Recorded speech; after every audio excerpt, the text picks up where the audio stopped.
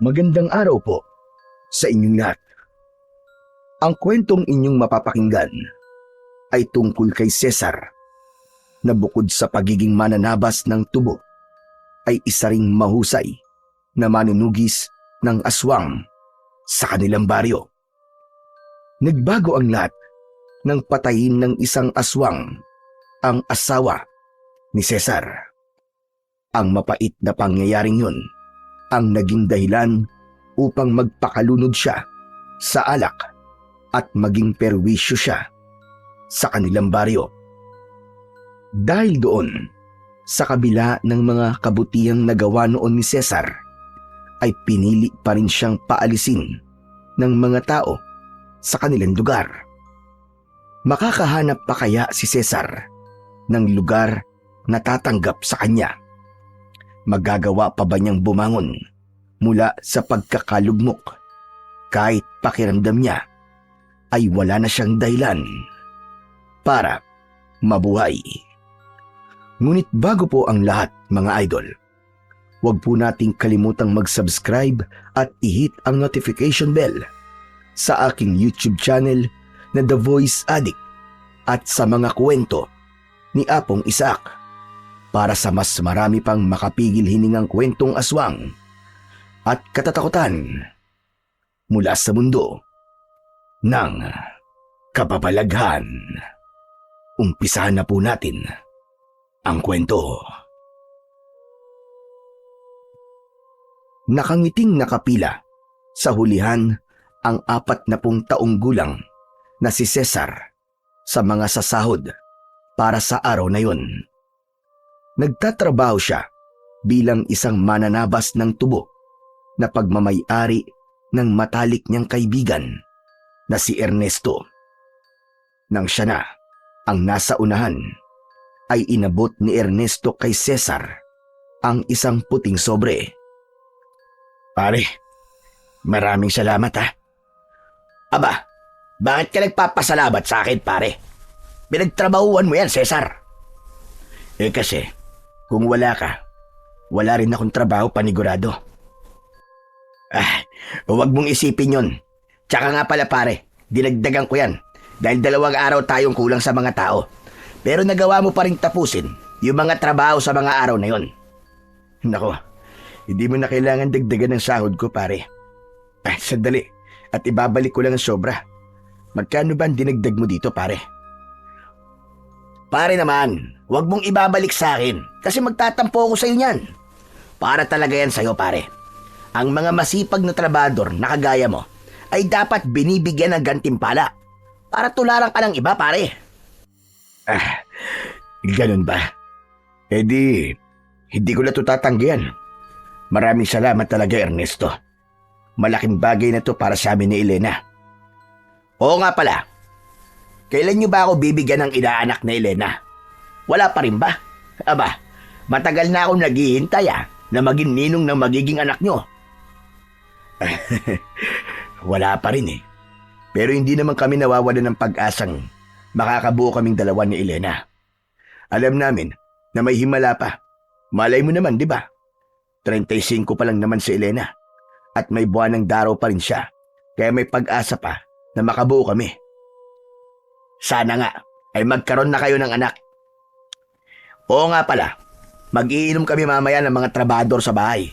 Sumama ka, dapat naroon ka. Pas muna ako, pare. Aba, bakit naman? Manunugis ka na naman ba ng mga aswang mamayang gabi? Hindi, pare. Magpapahinga muna ako mamayang gabi.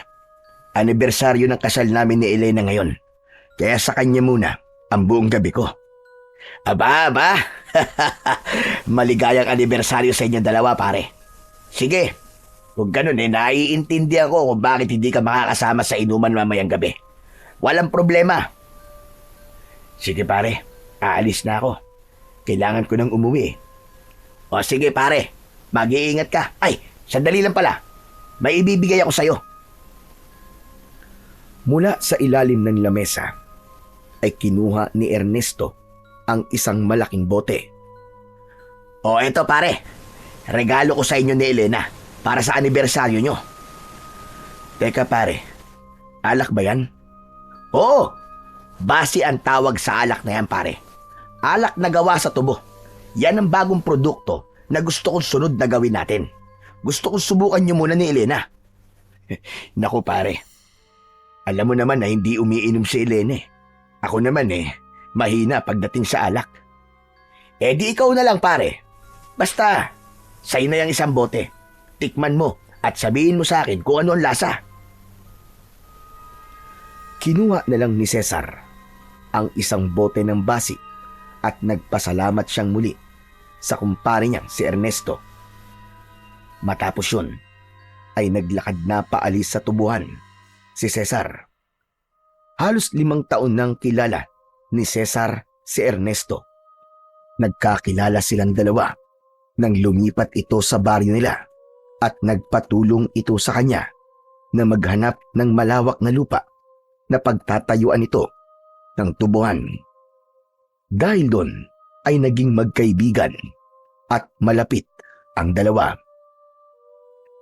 Bago umuwi sa bahay, ay dumaan muna si Cesar sa talipapa. Bumili siya ng 1 kilo ng karne ng baka at mga pansahog para sa kaldereta. May nakita siyang nagtitinda ng bulaklak na rosas at bumili siya roon ng 3 piraso. Hindi nagtagal ay nasa harap na si Cesar ng bahay nila ng kanyang asawa. Simple lang ang kanilang tahanan.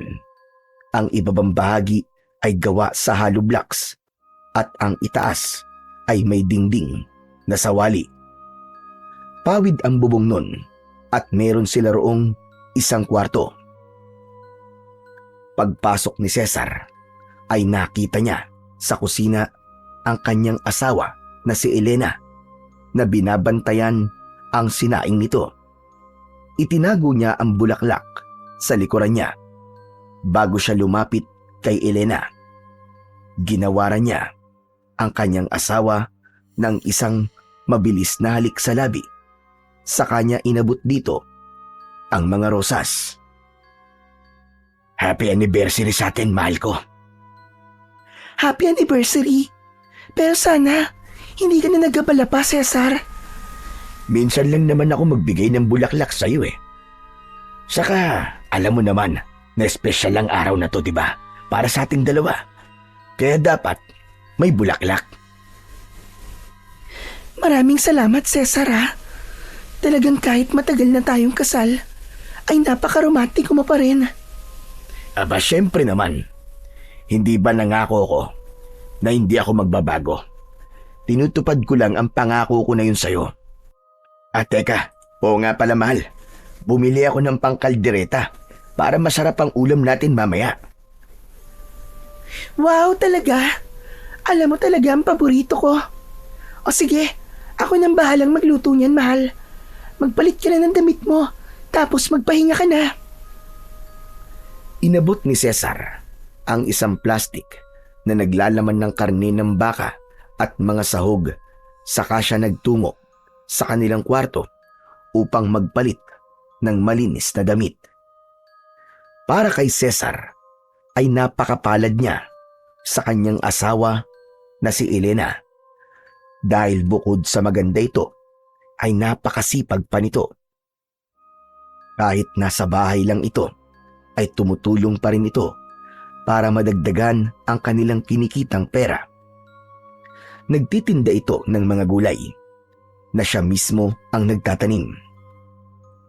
At kahit nagtitinda ito, ay nagagawa pa rin siya nitong asikasuin at gawin ang mga gawaing bahay. Talagang anak na lamang ang ulang sa kanila para masabi ni Cesar na kumpleto na ang kanilang pamilya.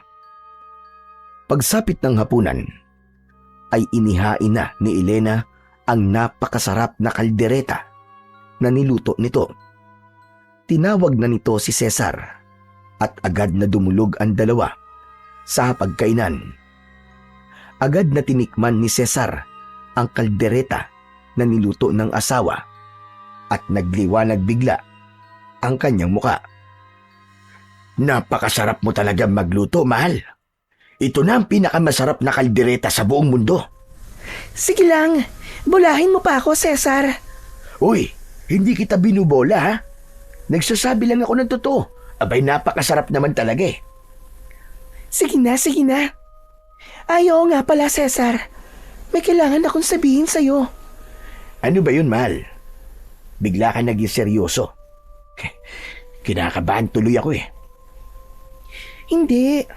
Kasi nagpunta ako kanina sa health center. Nagpa-check up ako. Ha? Bakit? May nararamdaman ka ba? May masakit ba sa'yo? Wala, Cesar. Pero gusto kong malaman mo na 3 buwan na akong buntis. Nanlaki ang mga mata ni Cesar sa sinabi ng kanyang asawa. Para bang huminto at naging slow motion ang oras at nanlamig ang kanyang buong katawan. Bumilis ang tibok ng kanyang puso at ramdam niyang namuo ang luha sa kanyang mga mata. Ano sabi mo? Seryoso ka ba, mahal? Hindi ka ba nagbibiro? Hindi, mahal. Hindi ako nagbibiro. Totoo. Totoong buntis ako. Magkakaanak na tayong dalawa. Biglang napatayo si Cesar mula sa upuan at tila hindi makapaniwala sa kanyang narinig. Napahawak siya sa ulo niya sa kamuling napaupo. Hinawakan niya ang kamay ng kanyang asawa. Diyos ko, Elena! Hindi ako makapaniwala! Magkakaanak na tayo! Sa wakas, magiging tatay na ako! Ang tagal kong pinangarap to! Lagi kong iniisip kung darating pa ba ang araw na magkakaroon tayo ng anak. At ngayon, nandito na! Maraming salamat, Panginoon! Maraming salamat, asawa ko! Masaya rin ako, Cesar. Matagal na nating inintay ito. At ngayon ay dininig na ng Panginoon ang palagi nating dinadasal sa Kanya. Kaya nga, mahal ko, pangako, gagawin ko ang lahat para sa iyo at sa anak natin. Lahat ng hirap, lahat ng trabaho kakayanin ko, kahit ano pa yan. Hindi ko kayo pababayaan, mahal ko. Mahal na mahal kita. Pero mahal, may isang bagay sana akong hihilingin sa'yo. Dahil magkakaroon na tayo ng anak, gusto ko sana na huminto ka na sa pakikipaglaban mo sa mga aswang. Ano? Pero bakit naman, mahal? Kapag itinigil ko yun, sino na magtatanggol sa mga tao dito sa baryo natin mula sa mga aswang? Alam mo naman na tanging ako lamang ang may lakas ng loob na makipaglaban sa kanila. Alam ko yun, mahal. Pero naisip ko kasi na masyadong delikado ang ginagawa mo, lalo na't mag-isa ka lang. Natatakot ako na baka may kung anong masamang mangyari sa'yo. Ayoko mawala ka dahil magkakaroon na tayo ng anak. Ayokong lalaki ang anak natin na wala ka sa tabi niya. Saka, nangangamba rin ako, mahal, na baka balikan ka ng mga aswang dahil sa ginagawa mong pagpatay sa lahi nila. Elena, mahal ko. Alam mong ang mga aswang na pinapatay ko ay yung nagdudulot lamang ng perwisyo sa ating baryo. Pero hayaan mo. Pag-iisipan ko sinabi mo sa akin. Pero sana, maintindihan mong hindi madali para sa akin na magdesisyon kagad tungkol sa bagay na yan. Naiintindihan ko, mahal. Pero sana, ikonsidera mo ang kalagayan ko ngayon. Tanging-tango na lamang na may kasamang pagngiti ang isinagot ni Cesar sa kanyang asawa na si Elena. 20 anyos pa lang si Cesar nang magsanay siya sa pakikipaglaban sa mga aswang sa tulong ng kanyang ama na isang manunugis din ng mga aswang. Nang mamatay ang tatay niya, ay siya na ang pumalit sa ginagawa nito. At simula noon ay naging kilala si Cesar sa baryo nila bilang isang mahusay na tagapagtanggol laban sa mga aswang. Aminado si Cesar na mahirap para sa kanya ang bagay na hinihiling ni Elena. Mahirap na talikuran ang isang bagay na nakasanayan niya ng gawin, lalo na't nangako siya noon sa kanyang ama na ipagpapatuloy niya ang legasiya nito bilang isang manunugis. Ngunit hindi rin niya maaaring baliwalain si Elena. Alam niya na nag-aalala na ito sa kanya at sa magiging anak nila, kaya nais nitong huminto na siya sa pagtugis sa mga aswang. Kaya alam ni Cesar na mahihirapan siyang magdesisyon sa bagay na yun. Kinabukasan ay masayang nagsimulang magtrabaho sa taniman ng tubo si Cesar. Sumisipol pa siya habang hawak ang karit at nagtatabas ng mga tubo. Napahinto siya nang marinig niya ang boses ni Ernesto. Aba, mukhang ang saya mo ngayong umaga, pare ah. Mukhang naka-score ka kagabi kay misis ah. Sa bagay, anibersaryo nyo nga pala kahapon. Ang totoo niyan pare, hindi yan ang dahilan kung bakit ako masaya. Pare, buntis na si Elena. 3 buwan na. Magiging tatay na ako, pare. Ano ka mo? Totoo ba yan? Aba, napakagandang balita nga niyan, pare. Sa wakas, magiging ninong na rin ako ng anak nyo ni Elena. Tama ka pare. Kaya nga sobrang saya ko. Talagang kahit natagalan, ay dininig pa rin ng Diyos ang dasal naming mag-asawa. Sulit na sulit ang matagal naming paghihintay pare. Kaya lang pare, may problema. Problema? Ano pa bang magiging problema nyo? Buntis na nga ang asawa mo eh. Si Elena kasi pare, gusto niyang huminto na ako sa pagtugi sa mga aswang. Kasi nag-aalala siya para sa buhay ko. Baka raw mapahamak ako sa ginagawa ko. Ayaw niya kasing lalaki ang anak namin nang wala ako. Nako pare, mukhang problema nga yan para sa'yo. Ano palang desisyon mo tungkol sa bagay na yan? Ewan ko pare. Sa ngayon hindi pa ako nakakapagdesisyon. Napakahirap kasi na huminto ko sa pagiging manunugis. Kasi alam mo naman dito sa baryo natin, di ba? Madalas ang pag-atake ng mga aswang dito. Hindi ko nga rin alam kung bakit paboritong puntahan ng mga aswang tong lugar natin. Alam mo pare, liblib kasi ang baryong to. Kung sakaling sumalakay ang mga aswang, ay hindi agad tayo makakahingi ng tulong sa kinauukulan. Sa bagay, may punto ang sinabi mo. Pero kung ako sa'yo, susundin ko na lang ang gusto ng asawa mo pare. Naiintindihan ko sa Elena kung bakit gusto niya na tumigil ka sa pagiging manunugis. Saka matagal ka na rin nakikipaglaban sa mga aswang pare. Maiintindihan naman siguro ng mga tao kung sakaling hihinto ka na, lalo na ngayong magkakaroon ka na ng anak. O paano? Aalis na ako pare. Marami pa akong dapat asikasuhin. Congrats pala sa inyong dalawa ni Elena ha. Basta, huwag niyong kakalimutan ha. Naninong ako ng anak niyo. Oo naman pare. Hindi namin yung kakalimutan. Ikaw pa ba? Matapos yun, ay umalis na si Ernesto. Sandaling natigilan at napaisip si Cesar sa mga sinabi ni Ernesto. Hanggang sa sandaling yun, ay nagtatalo pa rin ang utak niya kung dapat na ba siyang huminto sa pagiging manunugis at mag-focus na lamang siya sa kanyang pamilya. Pagsapit ng hapon, pag-uwi ni Cesar sa kanilang bahay, ay naabutan niya si Elena na nagpuputol ng mga panggatong na kahoy gamit ang itak. Mabilis itong nilapitan ni Cesar at maingat niyang inagaw sa kanyang asawa ang itak. Mahal, pambihira ka, bakit naman ikaw pang gumagawa nito? Sana hinintay mo na lang ako, mahal. Hindi ba buntis ka? Baka mapano ang baby natin eh. OA ka naman sa pag-aalala, mahal. Kaya ko pa naman kasi hindi pa naman malaki ang tiyan ko eh.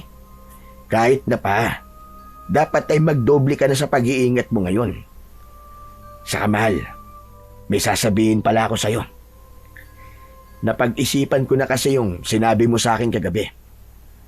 Kaya naman, nagdesisyon na akong huminto sa pakikipaglaban sa mga aswang. Talaga? Totoo ba ang sinasabi mo? Oo, mahal.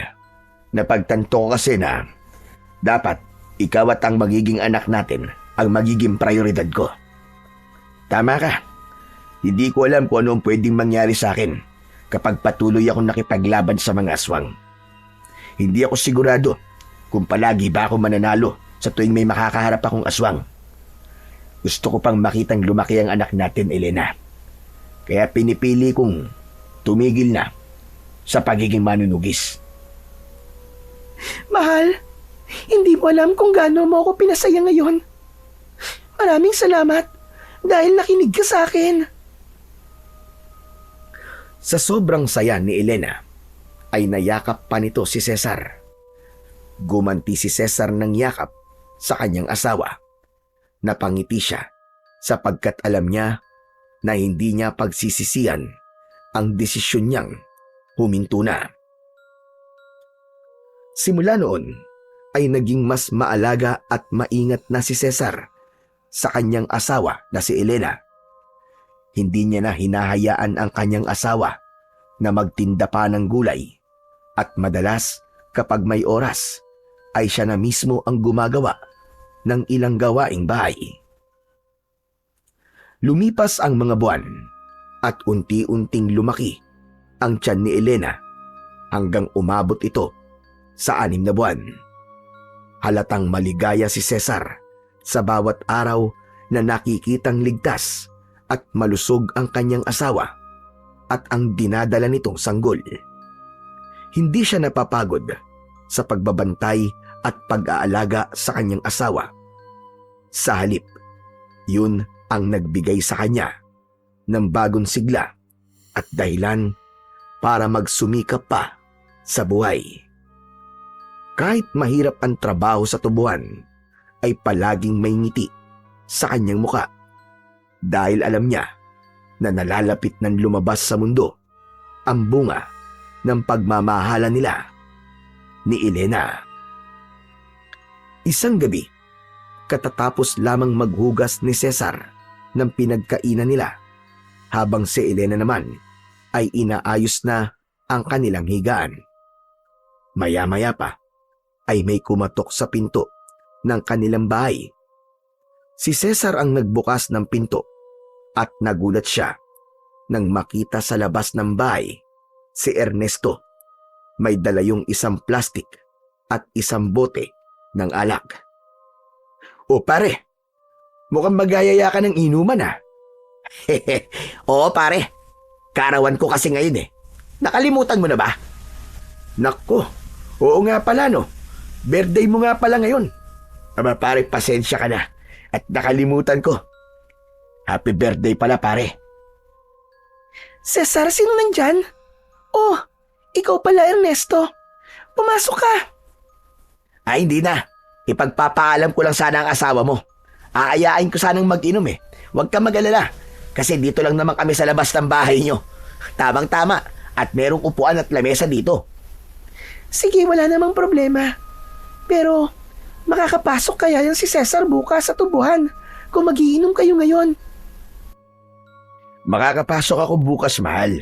Saka isang bote lang naman ang dala ni Ernesto eh. Base ang laman nito, Elena. Hindi masyadong malakas ang tama nito. Alak to, nagawa sa tubo. Sige, sandali at maglalabas lang ako ng mga baso at pinggan. Umwesto na sina Cesar at Ernesto sa lamesa at upuan na nasa harap ng bahay. Maya-maya ay naglapag na ng pinggan at baso si Elena. Kapansin-pansin na nakatitig si Ernesto kay Elena.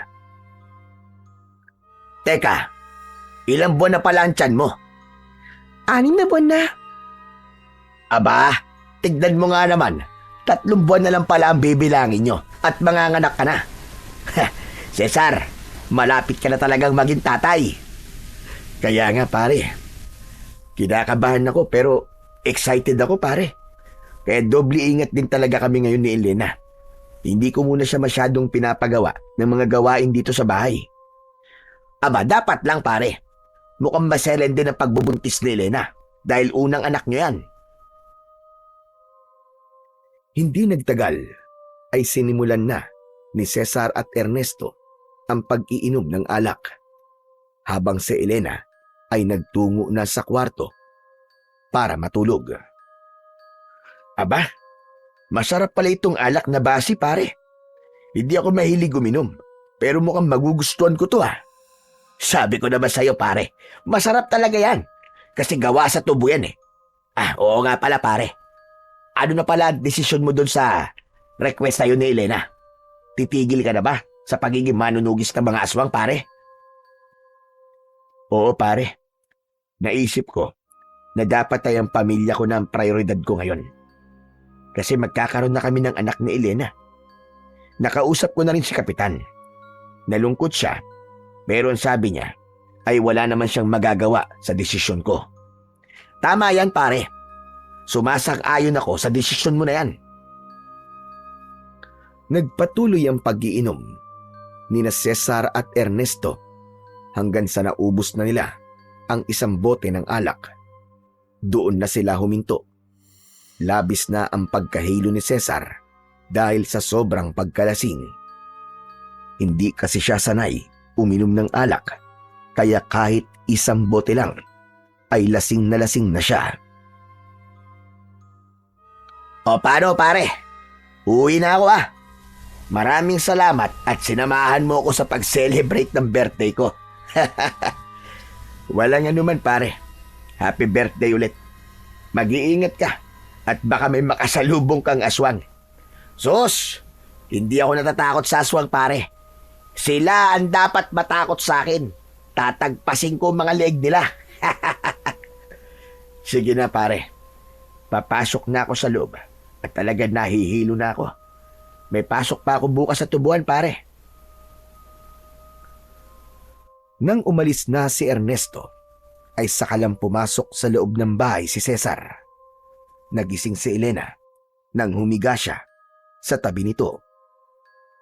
Diyos ko, anong oras na? Bakit ngayon lang kayo natapos mag-inom? Madaling araw na yata ah. Hayaan mo na mahal. Birthday naman ni Ernesto. Saka minsan lang naman ito eh. O sige na, matulog na tayo at inaantok na ako. Ipinikit na ni Cesar ang kanyang mga mata. Wala siyang ibang nais gawin kundi ang matulog. Maya-maya pa ay naramdaman niya ang pagyugyug ni Elena sa braso niya. Cesar! Cesar, mahal! Gumising ka! Parang may tao sa labas. Mahal, baka pusa lang yun o kaya aso. Sigurado ko, may tao talaga, Cesar. Natatakot ako, gumising ka muna. Itulog mo na lang yan, mahal. Paulit-ulit na niyugyug ni Elena si Cesar, pero masyadong matindi ang pagkalasing ni Cesar. Kaya naman, kahit na anong gawin ni Elena, ay hindi na siya nito nagawang gisingin. Kinaumagahan, nang magising si Cesar, ay agad niyang naramdaman ang matinding pananakit ng kanyang ulo. Bumangon siya at hindi niya nakita si Elena sa kanyang tabi. Inasahan niya na nagluluto na ng almusal ang kanyang asawa ng mga oras na yon. Pero paglabas niya ng kwarto ay hindi niya nakita si Elena sa kusina. Nakabukas ang pinto ng kanilang bahay, kaya naisip niya na baka nasa labas ang kanyang asawa. Saan kaya nagpunta si Elena? Baka naman nasa banyo. Pupungas-pungas na lumabas ng bahay si Cesar. Nagpunta siya papunta sa likod ng bahay kung saan naroon ang banyo. Nang nasa gilid na siya ng kanilang bahay, ay natigilan siya nang may nakita siyang bakas ng dugo sa lupa. Bigla siyang kinabahan. Nagmamadali siyang tumakbo papunta sa likod ng bahay. At doon sumalubong sa kanya ang isang tanawin na kahit sa panaginip ay hindi niya nais na makita. Nakahandusay sa lupa si Elena. Wakwak ang tiyan nito at naliligo sa sariling dugo. Nakadilat ang mga mata nito na para bang bago ito malagutan ng hininga ay nahirapan muna ito ng gusto. Elena! Elena, asawa ko! Marahang lumapit si Cesar sa bangkay ng kanyang asawa. Lumuhod siya at hinawakan niya ang mukha nito na para bang hindi pa rin siya makapaniwala sa kanyang nakikita hanggang sa tuluyan ng napasigaw habang umiiyak si Cesar. Elena! Elena, asawa ko, gumising ka! Elena! Elena! Kahit duguan si Elena, ay niyakap pa rin yun ni Cesar. Walang tigil ang kanyang paghagulgol at pakiramdam niya ay mababaliw na siya ng sandaling yun. Unang gabi ng burol ni Elena, maraming tao ang nagtungo sa bahay ni Cesar para makiramay. Nakaupo si Cesar sa unang hanay ng mga upuan sa harap ng kabaon ng kanyang asawa. Nakatulala siya at tila wala sa sarili. Wala na siyang mailuha dahil pakiramdam niya ay naubos na ang lahat ng kanyang luha. Maya-maya ay tumabi si Ernesto kay Cesar. Marahan itong tinapik ang balikat niya. Cesar, nakikiramay ako pare. Hindi nagsalita si Cesar. Nanatili siyang nakatulala habang pilit na kinukumbinsi ang sarili na isa lamang panaginip ang lahat. Paring Cesar, alam kong hindi to ang tamang oras para tanungin ka sa bagay na to. Pero gusto kong malaman kung ano ba talaga ang nangyari kay Elena, pare. Aswang. Aswang ang pumatay sa asawa ko. Aswang lang ang makakagawa ng ganong karumal-dumal na pagpatay. Tama ang asawa ko, pare. Babalikan ako ng mga aswang na nakalaban ko noon. Pero bakit hindi sila sa akin gumanti? Bakit kailangang idamay pa nila ang asawa at anak ko? Mga hayop talaga mga aswang na yan, pare. Mga wala silang awa. Hindi lang isang buhay ang kinuha nila sa akin, pare. Dalawang buhay ang nawala. Dinanggalan nila ako ng rason para mabuhay pa. Huwag mong sabihin yan, pare. Alam ko na sa sandaling ito ay napakasakit pa ng nangyari. At pakiramdam mo ay wala ka ng ganang mabuhay. Pero pare, magpatuloy ka sa buhay. Hindi pa ito ang katapusan ng mundo. Marami pang magagandang bagay ang pwedeng mangyari sa'yo. Nasasabi mo lamang yan, Ernesto. Dahil hindi sa ito nangyari. Palibasa wala kang asawa at anak. Kaya hindi mo ko naiintindihan. Sandali lang pare, hindi mo ako kaaway. Nagpapayo lang ako sa'yo. Pues, wala kang karapatang magsalita sa bagay na hindi mo pa nararanasan. Hindi ko kailangan ng payo mo, pare. Sa kasalanan mo kung bakit napatay ng aswang ang asawa ko.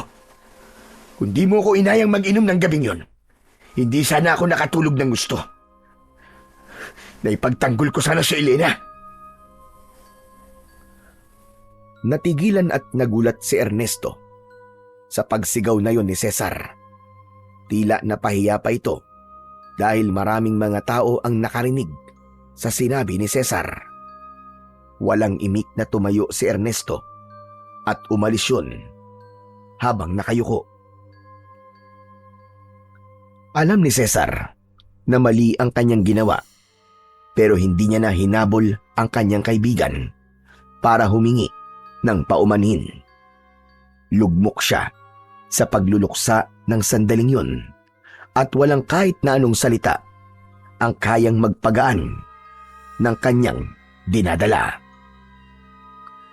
Matapos mailibing si Elena, ay tuluyang bumagsak ang mundo ni Cesar. Araw-araw siyang dumadaan sa tindahan ng alak at doon niya inuubos ang perang kinikita niya mula sa tubuan. Sa halip na ipunin para sa mga gastusin sa bahay, ay alak ang kanyang pinaglalaanan ng kanyang pera. Nagkaroon na rin ng lamat ang pagkakaibigan nina Cesar at Ernesto dahil sa ginawang pagbulyaw noon ni Cesar kay Ernesto. Hindi na sila nag-usap at nagpansinan. Gabi-gabi ay nakaupo si Cesar sa harap ng kanilang bahay habang umiinom at umiiyak.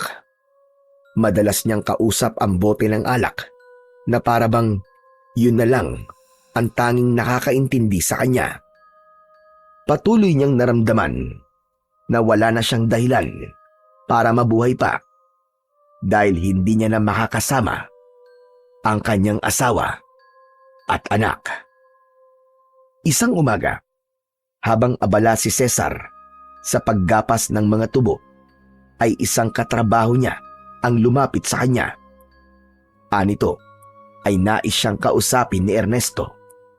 Huminto muna siya sa kanyang ginagawa at pinuntahan niya si Ernesto na nasa mahabang upuan sa ilalim ng isang puno ng mangga. Pinatawag mo raw ako?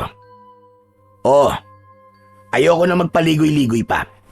Pero kinalulungkot kong sabihin na huling araw mo na to sa pagtatrabaho sa aking tubuan. Anong ibig mo sabihin? Sinisisante na kita, Cesar. Mamaya, bago ka umuwi ay kunin mo na sa akin ang huling sahod mo. Sandali, Ernesto. Bakit mo naman ako tatanggalin dito? Dahil ba sa nasigawan kita? Hindi dahil doon. Ang totoo ay wala na sa akin yon. Alam ko nasigawan mo lang ako dahil sa matinding emosyon mo ng panahong yon. Eh kung ganun, anong dahilan bakit mo ko tinatanggal? Maraming trabahador dito sa tubuan ang nagrereklamo na pumapasok ang lasing. Dahil doon ay hindi ka nakakapagtrabaho na maayos. May ilan pa na nagsasabing natutulog ka sa oras ng trabaho mo. May ilan pa na nagsasabi na bigla ka na lang naghahamon ng away at may pinagbantaan ka pa. Napapatayin mo gamit ang iyong karet. Masyado lang silang balat sibuyas, Ernesto. Intindi na lang nila ako dahil meron akong pinagdadaanan. Hindi lahat ay dapat na mag-adjust para sa'yo. Dahil may pinagdadaanan ka. Kilala mo ko, Cesar. Kapag trabaho ay walang kaibigan sa akin. Kaya pasensya ka na. Pero buo na ang desisyon ko. Tumiim ang bagang ni Cesar habang nakatingin kay Ernesto. Hinintay niyang bawiin ito ang mga sinabi nito. Makalipas ang ilang segundo, ay mahinang tumawa si Cesar. Sabay tango. Sige, kung yan ang desisyon mo, ay wala na akong pakialam. Sa sinabi mo na yan, ay parang tinapos mo na rin ang pagkakaibigan natin. Ayoko na magtrabaho ngayong araw. Ibigay mo na lang sa akin ang huling sahod ko para makaalis na ako rito. Eto na ang huling sahod mo. Huwag ka mag-alala dahil dinagdagan ko yan. Dapat lang nadagdagan mo to dahil sa pagpapakahirap ko sa tubuan mo. Saka kung inaakala mo na hindi na ako makakahanap ng ibang trabaho, nagkakamali ka. Hindi lang ikaw ang tatanggap sa akin. Inuha ni Cesar ang puting sobre na inaabot ni Ernesto at walang lingon-likod siyang umalis sa tubuan. Habang naglalakad ay bigla siyang nilukob ng pagkabahala dahil ang totoo ay nag-aalala siya kung ano na ang mangyayari sa kanya ngayong wala na siyang trabaho. Mas lalo pang nadagdagan ang pasanin ni Cesar simula nang mawalan siya ng pagkakakitaan. Imbis na maghanap ng trabaho, ay mas lalo siyang nalulong sa pag-inom ng alak. May mga pagkakataon pa na nangungutang na siya sa tindahan para lamang makapaglasing. Ngunit sa tuwing naglalasing si Cesar, ay hindi na niya nakikilala ang kanyang sarili. Bigla na lang siyang nagwawala at naghahamon ng suntukan kahit kanino. May mga pagkakataon pa na naninira siya ng ari-arian ng mga kapitbahay niya nang walang dahilan. Ang dating mga humahanga ay nagkaroon na ng takot sa kanya. Ang dating mahusay na manunugis ay nakilala na bilang isang lasinggerong palaging may dalang karit at naghahamon ng away. Isang gabi, habang nag-iinom si Cesar sa loob ng kanyang bahay, ay kinuha niya ang larawan ng kanyang asawa na si Elena. Nang tignan niya yon, ay otomatikong nalaglag ang kanyang mga luha. Elena, mahal ko. Bakit kasi iniwan mo kaagad ako? Akala ko'y magiging buo na ang pamilya natin. Dahil magkakaroon na tayo ng anak. Mahal ko, sana'y panaginip lang ang lahat ng ito. Sana'y bigla na lamang akong magigising. Nakatabi pa rin kita sa higaan. Miss na kita, mahal ko. Habang umiiyak si Cesar, ay bigla siyang nakarinig ng sigawan ng mga tao sa labas. Hindi niya yon pinansin at patuloy niyang kinausap ang larawan ng namayapa niyang asawa hanggang sa may mga kumatok sa pinto ng kanyang bahay. Narinig niya ang paghingi ng saklolo ng mga tao sa kanya. Sinabi ng mga yon na may isang aswang na sumasalakay sa bahay ng isa sa kanilang mga kababaryo.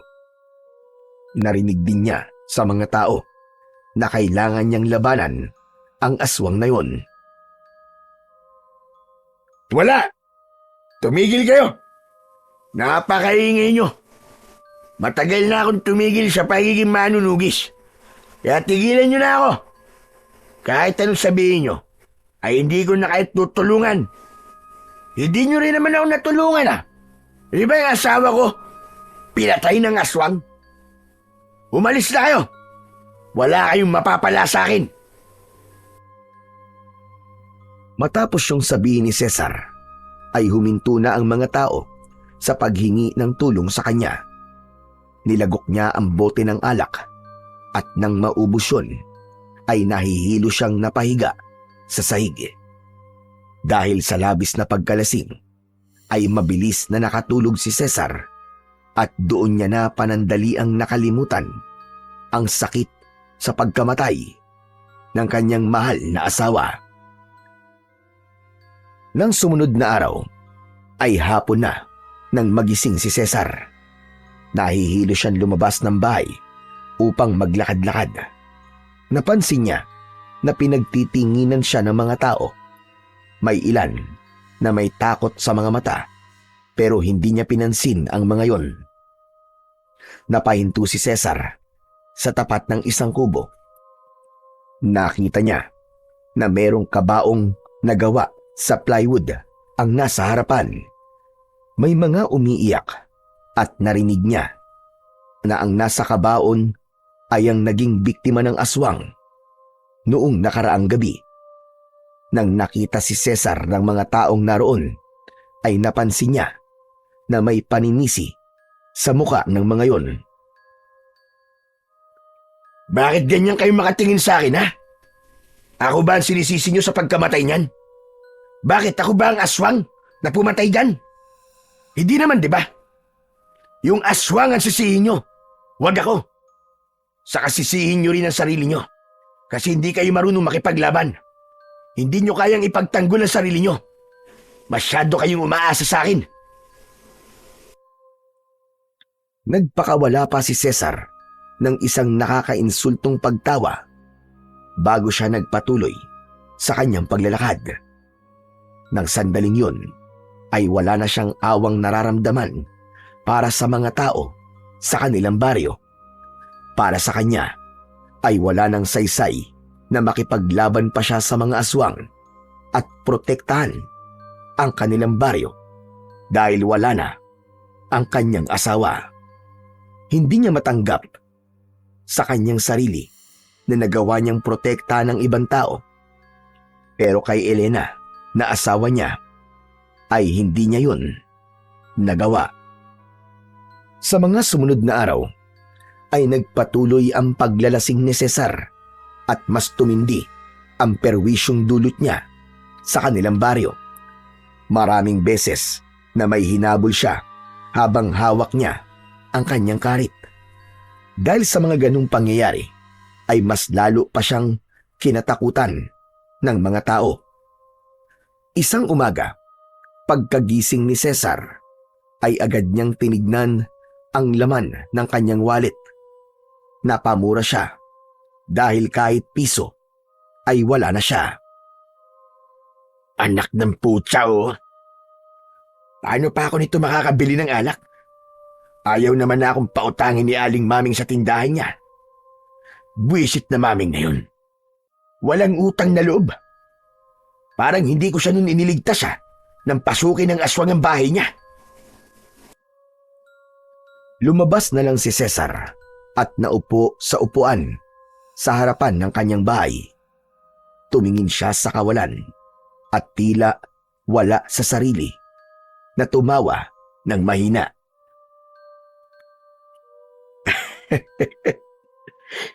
Dati naghahabulan pa kami rito ni Elene. Yun nga lang, hindi na mangyayari yun. Kasi iniwanan niya na ako. Sa gitna ng pagmumuni-muni ni Cesar, ay hindi niya inasahan ang pagdating ni Ernesto. Seryoso ang mukha nito. Tumayo si Ernesto sa harapan niya. Anong ginagawa mo rito? Hindi ba tapos na ang pagkakaibigan nating dalawa? Ayoko nang makita yung pagbumukha mo kahit kailan. Hindi ako nagpunta rito bilang kaibigan mo, Cesar. Bilang ano? Bilang kaaway ba? Sandali, hintayin mo ako rito. Kukunin ko lang ang karit ko. Tatayo na sana si Cesar nang hawakan ni Ernesto ang braso niya. Marahas na pumiksi si Cesar. Ano ba? Huwag mo akong hinahawakan. Wala ako rito para makipag-away sa'yo, Cesar. Nandito ako bilang normal na kababayan mo. Alam ko na. Natatakot kang makipaglaban sa akin, no? Sa bagay, ano bang alam mo sa pakikipaglaban? Di ba? Ang alam mo lang namang gawin ay umupo at mag-utos sa mga trabador mo. Pwede ba, Cesar? Manahimik ka muna. Talaga bang wala ka ng utak at puro bibig at angas na lang ang pinapairal mo? Natigilan si Cesar sa pagsigaw na yon ni Ernesto. Sa tagal nilang magkakilala, ay noon lamang niya nakitang nagalit si Ernesto dahil kilala niya ito bilang isang mahinahong tao. Nandito ako dahil nakiusap sa akin si Kapitan. Nakausapin ka tungkol sa isang bagay na napagkasunduan na ng karamihan sa mga tao dito sa baryo natin.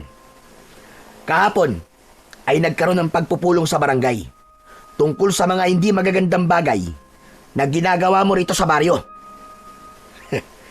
Ganun ba ako kaimportante sa inyo? Para magpulong pa kayo para sa akin? At ano namang pinagpulungan nyo? Marami na sa kanilang nababahala sa kinikilos mo, Cesar. Marami nang natatakot sa'yo at itinuturing ka nilang malaking banta sa buhay ng mga tao.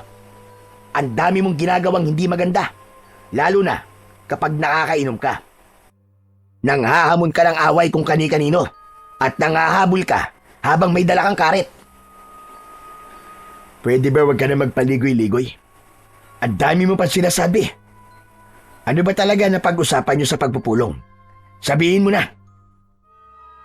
Marami ang bumoto na paalisin ka na rito sa baryo natin, Cesar. Gaya ng sinabi ko, ay isa ka ng malaking banta sa kaligtasan ng lahat. Isa pa, nung may inatake ng aswang, ay wala ka raw ginawa. Eh di lumabas din ang totoo. Pinapalayas niyo ako kasi wala na akong silbi sa inyo. Hindi niyo na ako mapapakinabangan. Ano bang inaasahan niyo, ha? Na makikipaglaban kagad ako sa mga aswang habang nagluluksa ako sa pagkamatay ng asawa at anak ko? Ano ba tingin niyo sa akin? Robot? Huwag mo akong isinasama sa kanila. Dahil ang totoo ay pinaglaban kita. Sinabi ko sa kanila na intindihin ka nila dahil may mabigat kang pinagdadaanan. Pero wala na akong magagawa dahil mas maraming may gusto na umalis ka na rito. Matapos ng napakahabang panahon na ipinagtanggol at pinotektahan ko kayo mula sa mga aswang, ay ganito pa pala ang gagawin niyo sa akin.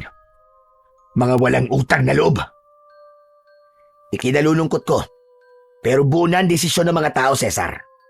Ang sabi ni Kapitan ay sabihin ko to sa'yo dahil dati tayong magkaibigan. At kapag hindi ka raw agad umalis, ay magpapatulong na sila sa mga pulis para palayasin ka. Huwag kayong mag-alala. Hindi niyo na kailangan tumawag pa ng pulis. Dahil aalis na kagad ako rito. Nakakahiya naman sa inyo eh. At baka maabala ko pa kayo. Umalis ka na. At naaalibadbaran ako sa pagmumukha mo. Sana, kung saan ka man mapupunta, ay mahanap mo ang kapayapaan na yung hinahanap, pare. Mag-iingat ka. Plastic. Alam ko na tuwan-tuwa ka sa nangyayari sa buhay ko ngayon. Ito naman talaga ang gusto mo, di ba? Ang bumagsak ako. Hindi na hinintay ni Cesar na magsalita si Ernesto at pumasok na siya sa kanyang bahay. Pabalibag niyang isinarado ang pinto upang mas maramdaman ni Ernesto ang galit na kanyang nararamdaman. Mga walang utang na loob!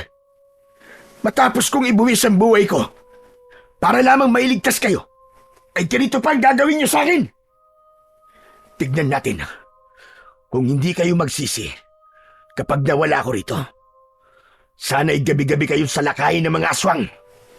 At kapag nangyari yun, sigurado ko na maiisip niyo ako.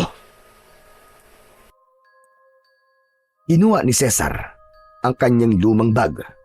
Inilagay niya roon ang kanyang ilang damit at hindi niya nakalimutang isama ang kanyang karit. Hindi niya maaaring iwanan ang karit na yun dahil napakahalaga nun para sa kanya. Hindi niya lang yun ginamit sa tubuan para magtabas, kundi maging sa pakikipaglaban sa mga aswang. Matapos mag-empake ng mga gamit, ay lumabas na si Cesar sa kanyang bahay. Sandali siyang huminto upang tignan para sa huling pagkakataon ang bahay na naitayo niya dahil sa kanyang sipag at pagtsatsaga. May bumalot na lungkot sa kanya. Mahirap para sa kanya na iwanan ang bahay na yun dahil naroon ang masasayang alaala nila ni Elena. Doon sila nagsimulang mangarap at saksi ang bawat sulok ng bahay na yun sa kanilang pagmamahalan. Ngunit wala nang magagawa si Cesar kundi ang lisanin ang kanyang bahay dahil ayaw niyang ipagsiksikan ng kanyang sarili sa isang lugar na ayaw sa kanya ng mga taong nakatira. Nagsimula ng maglakad si Cesar palabas ng kanilang baryo.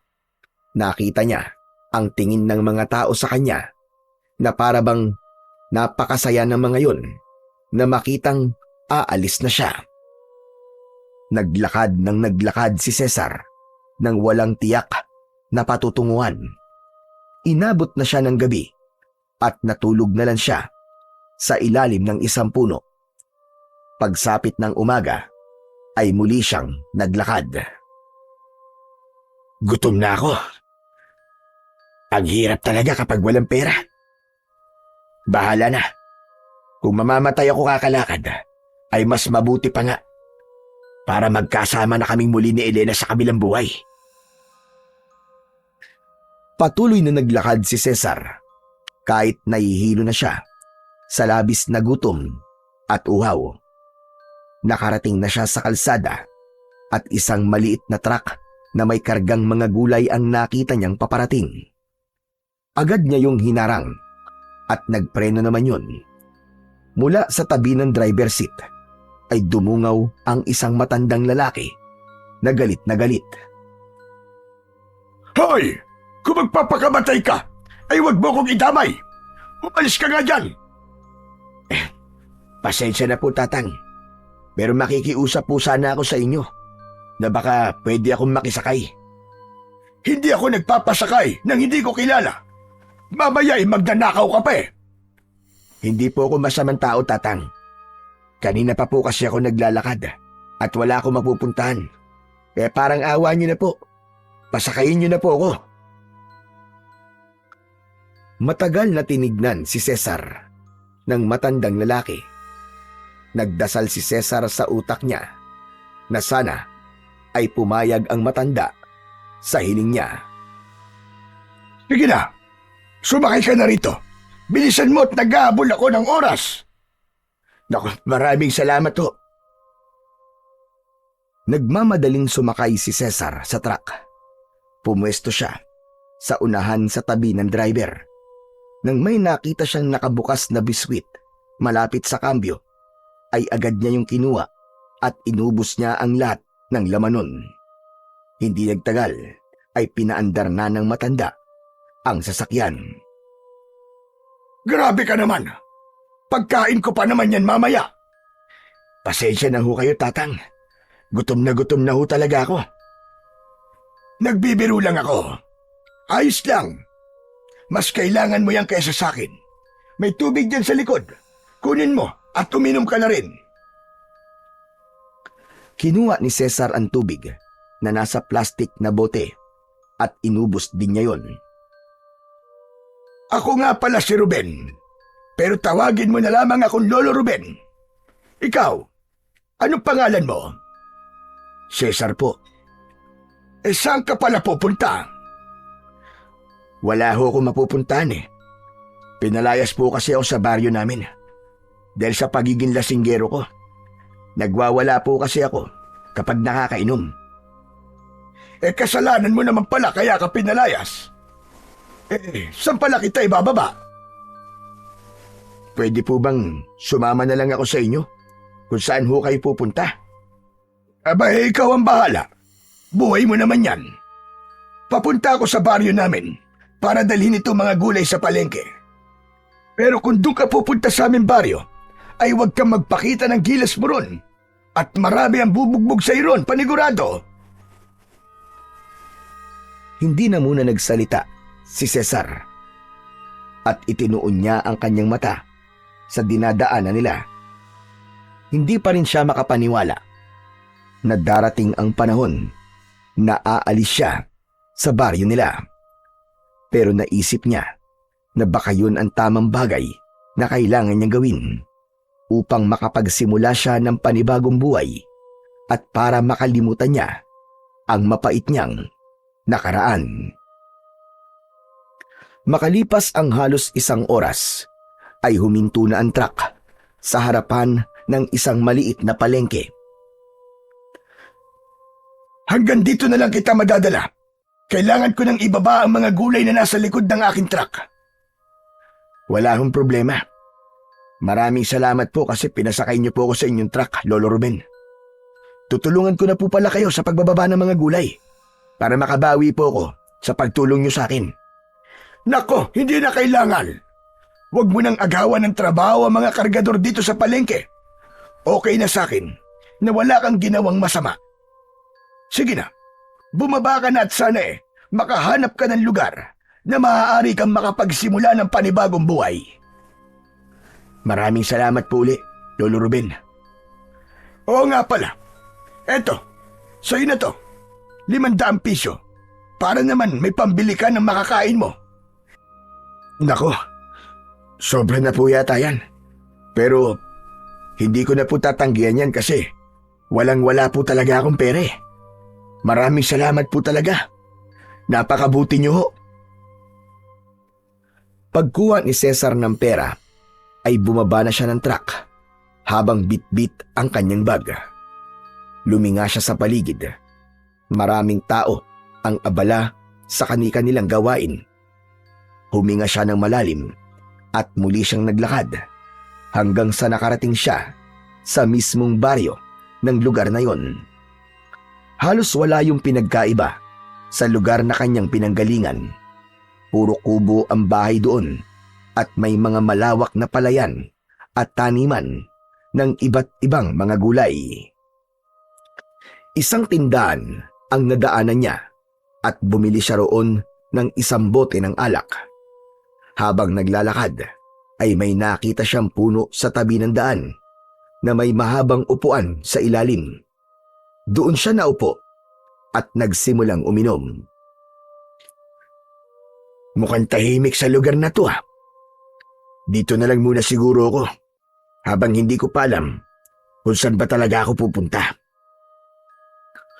Nagpatuloy sa pagtungga ng alak si Cesar at nang makalahati niya na ang bote ng alak ay nakaramdam na siya ng pagkahilo. Kaya nahiga muna siya sa upuan hanggang sa nakatulog siya. Gabi na nang magising si Cesar. Agad niyang hinagilap ang bote ng alak at sinimulan niyang ubusin ang natitira ng laman.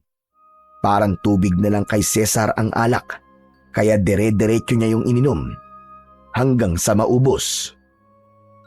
Dapat pala, bumili rin ako ng tinapay kanina. Nagugutom na tuloy ako. Ang mabuti pa kaya bumalik ako doon sa tindahan para bumili. Bit-bit ang bag ay naglakad si Cesar papunta sa tindahan kung saan siya bumili ng alak kanina. Pero pagdating niya roon ay sarado na yon. Ay nako, kapag minamalas ka nga naman, oo. Ang aga naman nila magsarado. Saka, bakit ba wala na kagad tao sa paligid? Halos 9:00 pa lang yata ng gabi. May curfew ba rito? Naglakad pa rin si Cesar at umasa siya na may makikita pa siyang bukas na tindahan sa oras na yon.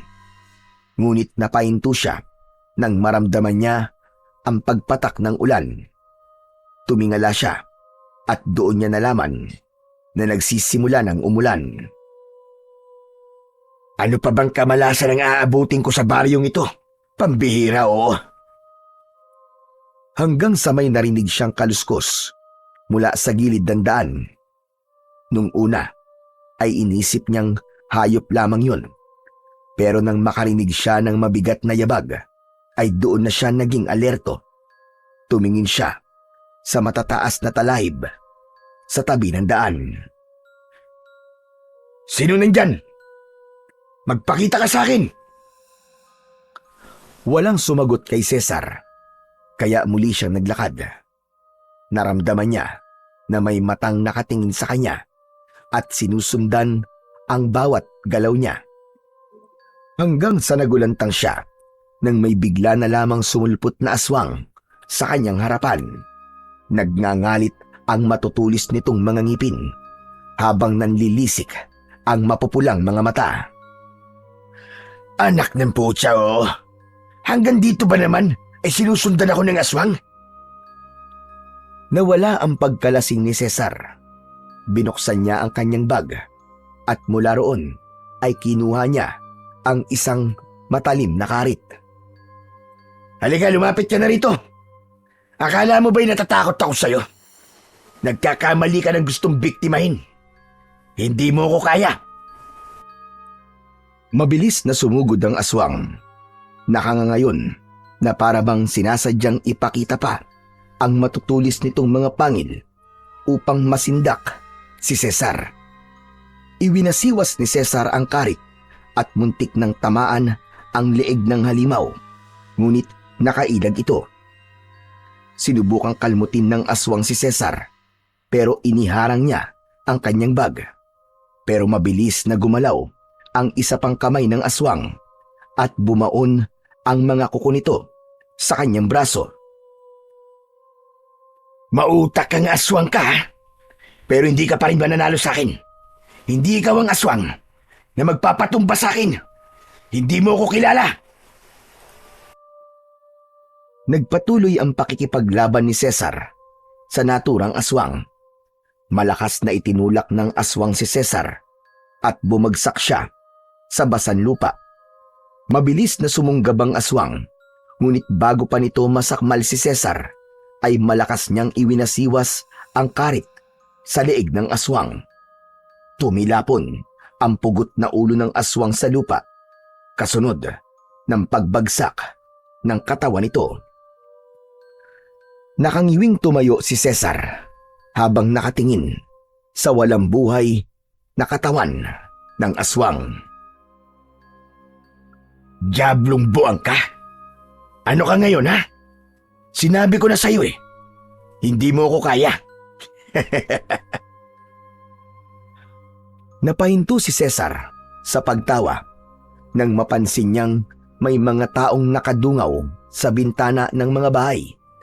Bakas ang gulat at pagkamangha sa mukha ng mga yun habang nakatingin sa kanya. Nagulat si Cesar nang lumapit sa kanya si Lolo Ruben. Gaya ng iba, ay gulat na gulat din ang matandang lalaki. Cesar, may sugat ka. Halika sa bahay ko para magamot ko yan. Hindi na tumanggi si Cesar sa alok ng matandang lalaki at sumama siya rito. Pumasok sila sa isang maliit na kubo. Naupo si Cesar sa kawayang saig habang inihahanda naman ni Lolo Ruben ang mga gagamitin nito para sa paggamot sa kanyang sugat. Hindi nagtagal ay sinimulan na ni Lolo Ruben na linisin ang sugat sa braso ni Cesar. Lolo Ruben, meron ho palang aswang dito sa baryo nyo. Oo, ang totoo ay matagal na namin problema ang aswang na yon. Kaya kung mapapansin mo, wala ka nang makikitang tao sa labas kapag ganitong oras. Ilang taon na siyang sumasalakay dito. Hindi lang mga hayop ang binibiktima niya, kundi mga tao rin. Oo nga pala, malalim ang sugat mo, kaya konting tiis lang. Magiging masakit itong paglilinis ko sa sugat mo. Ayos lang ho. Sanay na po ako sa sugat mula sa mga aswang. Anong sabi mo? Aba, bakit sanay ka na sa ganun? Sino ka ba talaga, Cesar? At bakit tila sanay na sanay kang makipaglaban sa mga aswang? Ang totoo ho niyan, Lolo Ruben, ay isa po talaga akong manunugis ng aswang sa baryo namin. Manunugis po ang tatay ko at siya po nagsanay sa akin. Paborito pong salakayin ng mga aswang ang lugar namin. Kaya ako po ang inaasahan ng mga tao roon na makipaglaban sa mga aswang. Kaya naman pala sisiw na sisiw lang sa'yo ang aswang na nandito sa aming baryo. Napakadali mo siyang napatay. Kahanga-hanga. Maraming salamat sa'yo dahil tinapos mo na ang matagal na naming problema. Hindi mo alam kung gaano kami kasaya sa ginawa mong yon. Wala pong anuman, Lolo Ruben. Pero ang sabi mo sa akin kanina ay pinalayas ka sa baryo nyo. Bakit naman nila gagawin gayong ikaw pala ang kanilang tagapagtanggol? Sa tingin ko ay hindi lang dahil sa lasinggero ka, kaya kanila pinaalis.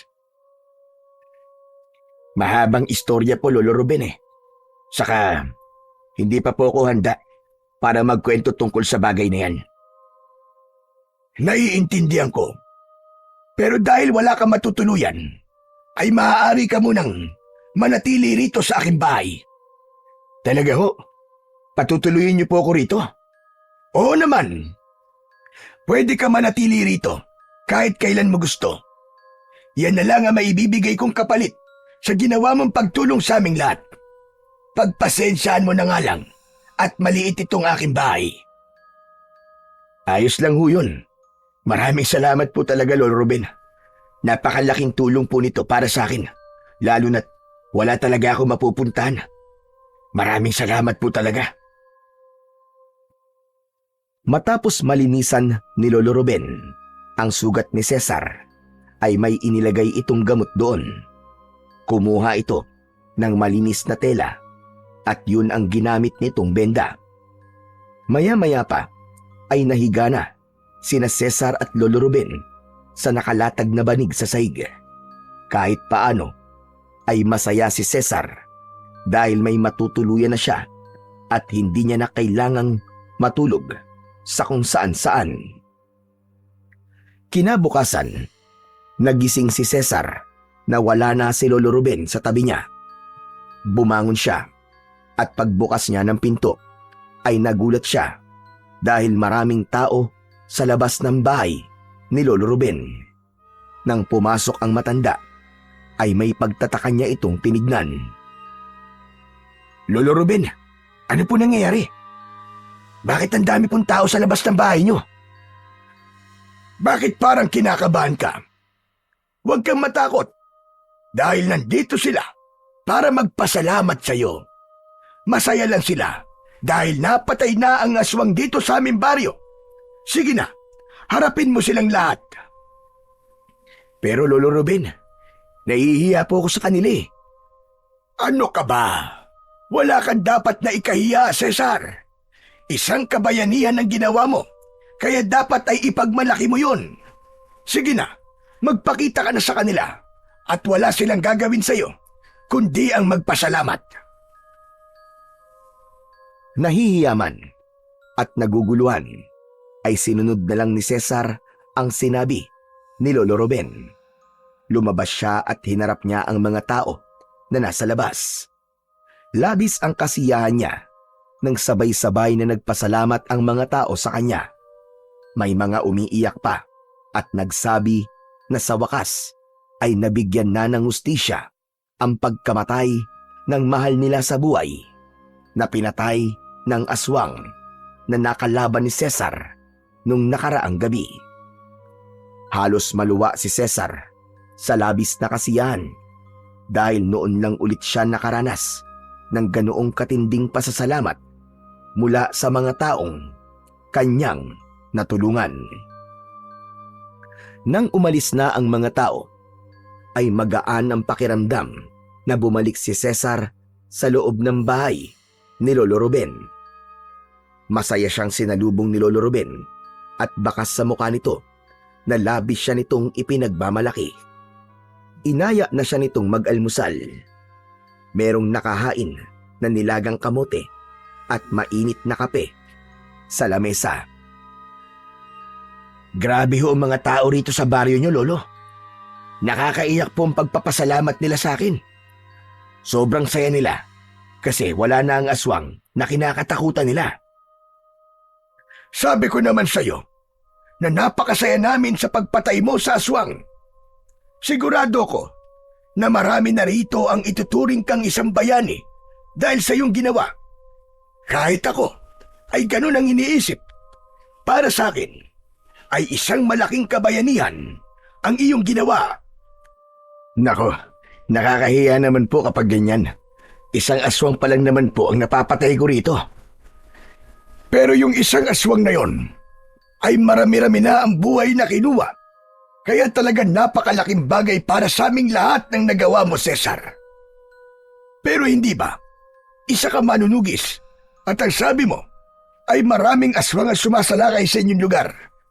Ibig bang sabihin ay marami ka nang napatay na aswang? Marami na po.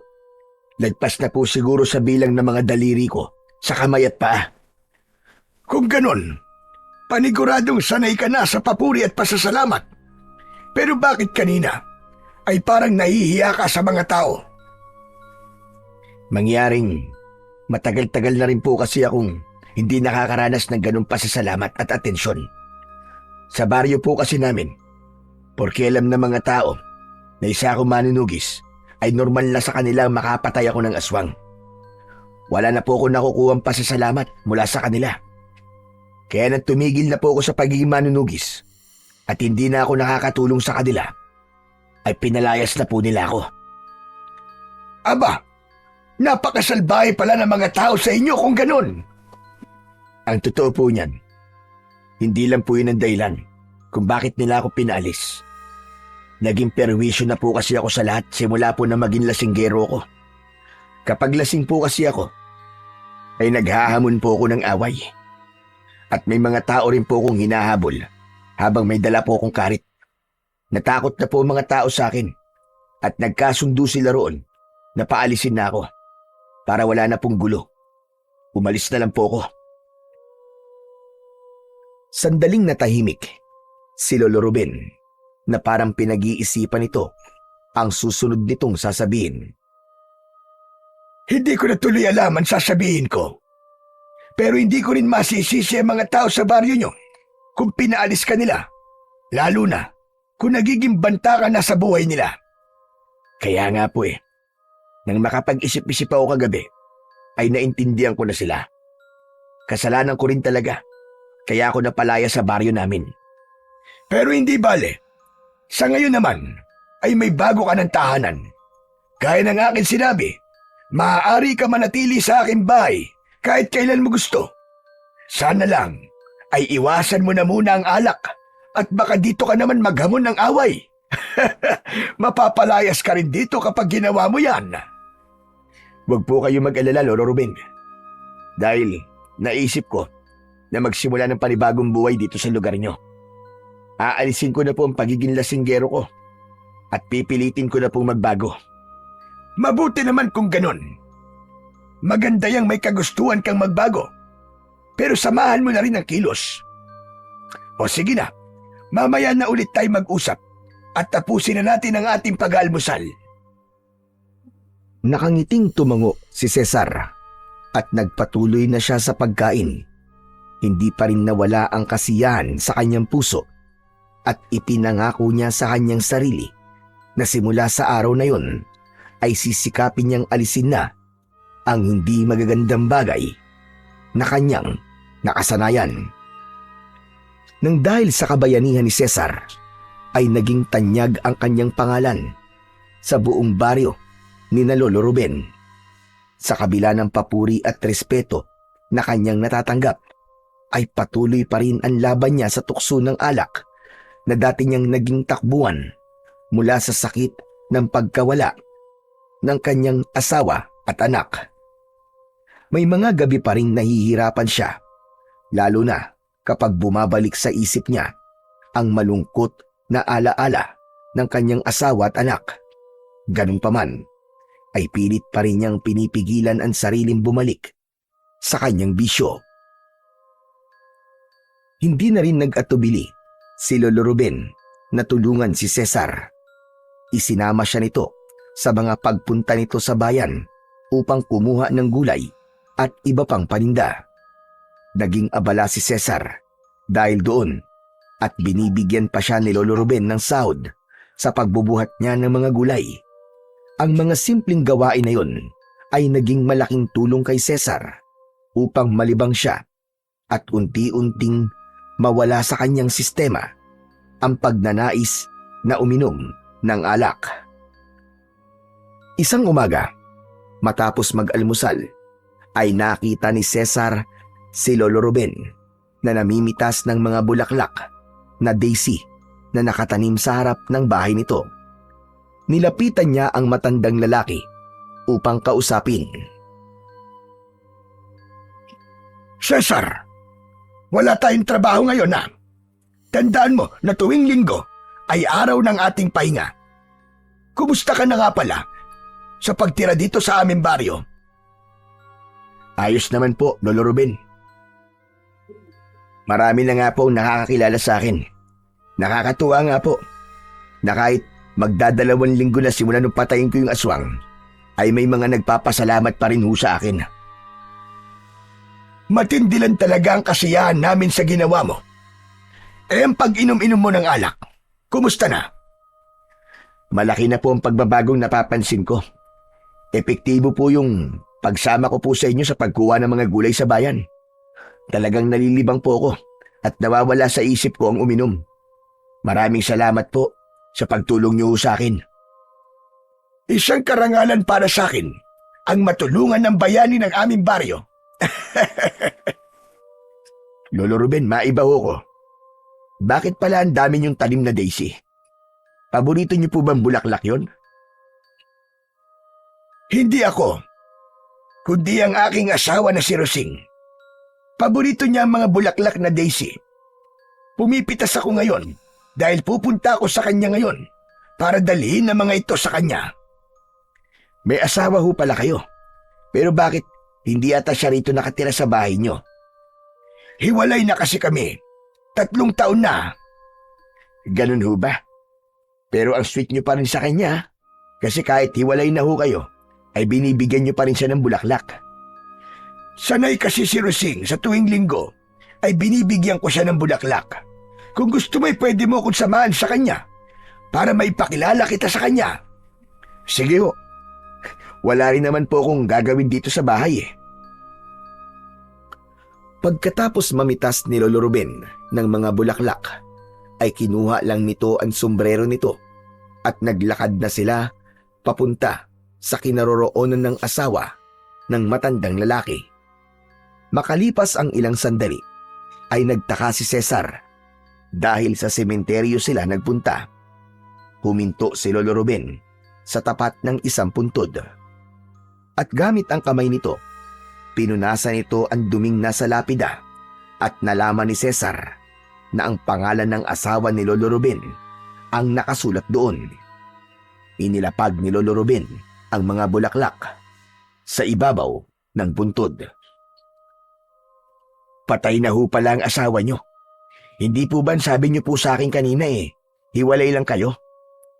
Oo nga. Magkahiwalay na kami ni Rosing. Siya ay nasa langit na, habang ako naman ay nandito pa rin sa lupa.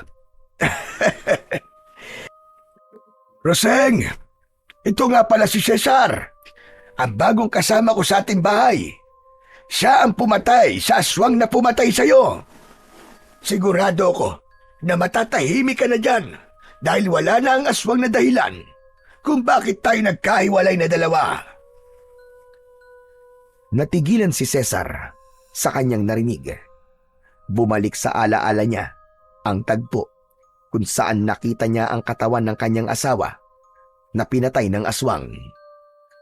Namuo ang luha sa gilid ng kanyang mga mata hanggang sa tuluyan na siyang napaiyak. Mabilis na nilukob ng kanyang emosyon si Cesar kaya hindi niya na napigilan ang pagkagulgol. May pagtatakang tumingin si Lolo Ruben kay Cesar. Cesar, bakit ka umiiyak? May problema ba? Naalala ko lang ho kasi ang asawa ko. Parehas po kasi sila ng asawa niyo. Pinatay po ng aswang ang asawa ko na si Elena. Ang masakit pa po ay buntis siya sa unang anak namin. Kaya 2 silang namatay. Yun ba ang dahilan kung bakit ka naging lasinggero? Oo, Lolo Ruben.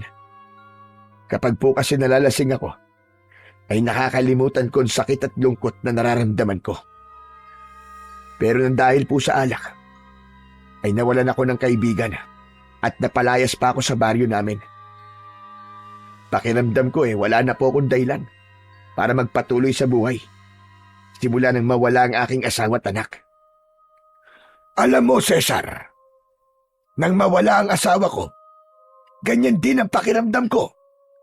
Para bang tinanggalan ako ng kalahating buhay. Umaga't gabi, wala akong ibang ginawa kundi umiyak at sisihin ang buong mundo. Pero dumating din ang araw na naisip ko na kung patuloy kong hahayaang bumagsak ang sarili ko, ay hindi magiging masaya ang asawa ko sa kabilang buhay. Ito ang tandaan mo, Cesar. Hindi ibig sabihin na nawala ng iyong asawa at anak ay wala ng dahilan para ikay mabuhay. Ang totoo niyan ay mas lalo kang dapat na magpatuloy. Pero paano po ako magsisimula kung bawat umaga ay ramdam ko pa rin ang kawalan niya. Hindi madaling bumangon mula sa pagkakadapa. Pero isipin mo ito, ang bawat araw na lumilipas na umiiyak ka at nagpapakalunod sa alak ay mga araw na nasasayang lamang. Hindi ko sinasabing huwag kang umiyak, pero huwag mong hayaan na manatili ka sa ganong estado. Kumuha ka ng lakas sa alaala ng iyong asawa para hindi ka bumitiw.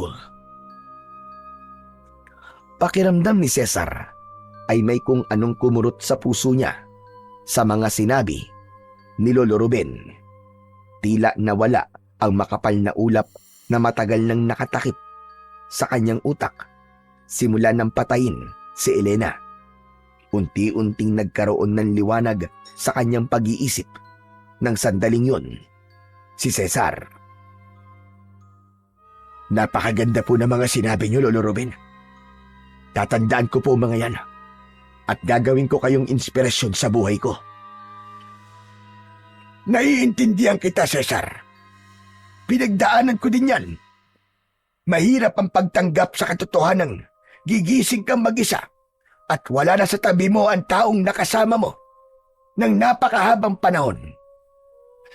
Pero tandaan mo, nabuhay pa tayo. Ibig sabihin ay may plano pa ang Diyos sa ating dalawa. Kahit matanda na ako at alam ko na bilang na ang natitirang araw ko rito sa mundo, ay naniniwala pa rin ako na may magaganda pang bagay na inilaan ng Diyos para sa akin. Unti-unting sumilay ang ngiti sa labi ni Cesar. Pinunasan niya ang kanyang mga luha. Gumaan ng gusto ang kanyang dinadala at nang sandaling yun ay labis siyang nagpasalamat sa Diyos dahil nakilala niya si Lolo Ruben. Ang matandang lalaki lang pala ang magiging daan upang maliwanagan siya sa dahilan ng pagkamatay ng kanyang mahal na asawa. Simula noon ay unti-unti nang natanggap ni Cesar ang pagpanaw ni Elena. Nasasaktan pa rin siya pero alam niya na mas magiging masaya si Elena at ang kanyang anak kung ipagpapatuloy niya ang kanyang buhay. Patuloy siyang sumama kay Lolo Ruben sa pagkuha ng gulay sa bayan. Tuluyan na rin niyang naalis ang pag-inom ng alak na isang bagay na ikinatuwa ni Lolo Ruben. Isang gabi, habang mahimbing na natutulog si Cesar, ay isang panaginip ang dumalaw sa kanya. Sa kanyang panaginip ay nakita niyang sinasalakay ng mga aswang ang kanilang baryo. Maraming tao ang umiiyak at takot na takot. Kitang-kita niya kung paano walang awang pinapatay ng mga aswang ang mga tao. Nakatayo lang siya sa gitna at kahit anong pilit niya ay hindi niya magawang makaalis sa kanyang kinatatayuan. Pagsapit ng umaga, laman ng isip ni Cesar ang panaginip na yon. Kaya habang nag-aalmusal sila ni Lolo Ruben ay nakatulala siya at tila ba wala sa kanyang sarili. Sandali lang, Cesar. Ayos ka lang ba? Kanina ko pa napapansin na parang wala kang ganang kumain. Hindi mo ba gusto ang kamote? Nagsasawa ka na ba riyan? Dahil yan ang madalas nating almusal. Hindi ho, Lolo Ruben. Ang totoo, paborito ko po ang kamote. Kaya kahit ito po ang almusal natin araw-araw, ay wala po kayong maririnig na pagrereklamo sa akin. Abay kung ganon, ano ang dahilan ng pagkakatulala mo? Ang totoo ho niyan, Lolo Ruben, nanaginip po kasi ako kagabi. Hindi po magandang panaginip yun.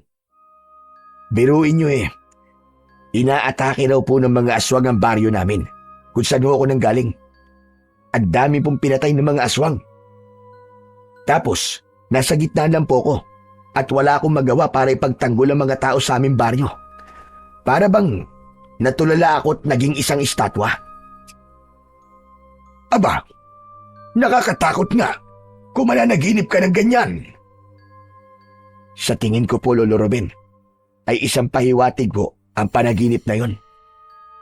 Umalis po kasi ako sa aming baryo nang may aswang pa rin sumasalakay doon at namemerwisyo sa mga tao. Nangangamba po ako na dahil wala na ako ron, ay mas lalong tumindi ang pag-atake ron ng mga aswang sa aking mga kababaryo. Kung ganon, ano ang desisyon mo? Babalik ka ba sa baryo nyo? Hindi ko pa ho alam eh. Ang totoo ho naguguluhan pa rin ako hanggang ngayon. Pinalayas na po kasi nila ako ron. Kaya para sa akin, ay wala na po akong responsibilidad sa kanila. Isa pa, hindi naman marunong magpasalamat ang mga tao ron. Hindi po kagaya rito sa baryo nyo. Isang aswang lang po ang pinatay ko, pero abot langit na ang pasasalamat ng mga tao sa akin. Pero sa baryo kung saan ako nanggaling, halos gabi-gabi ko po sinusiguro ang kaligtasan ng lahat. Pero wala man lang ako nakukuha ang pasasalamat mula sa kanila. Ang pagtulong ay hindi laging para marinig ang salitang salamat. Minsan, ang pagtulong ay para ipaalala sa sarili mo na kaya mo pang maging mabuti kahit ang mundo ay hindi palaging mabuti sa'yo. Pero, paano kung parang wala namang halaga ang ginagawa ko? Ang tunay na halaga ng pagtulong ay hindi nasusukat sa kung gaano ka pinasasalamatan, kundi sa kung paano mo napapanatili ang kabutihan sa puso mo. Tandaan mo itong sasabihin ko, Cesar. Ang kabutihan na ibinabahagi mo, kahit walang nakakakita o kumikilala, ay nagiging binhi. Isang binhi na pagdating ng tamang panahon ay aanihin mo. Isa pa, hindi mo ba naisip na baka ito na ang pagkakataon mo para muling patunayan sa baryo nyo na nagbago ka na? Pero Lolo Ruben, sabihin nyo nga ho sa akin, kung kayo ho ba ang nasa posisyon ko, tutulungan nyo pa rin po ba ang mga taong itinaboy kayo? Aba, bakit hindi? Lalo na kung buhay ng karamihan ang nakasalalay, hindi ba?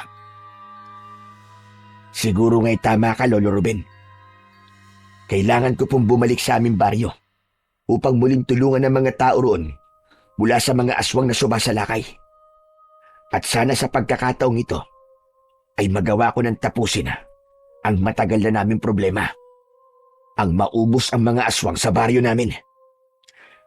Naniniwala ko na magtatagumpay ka dahil alam kong malinis ang iyong hangarin, Cesar.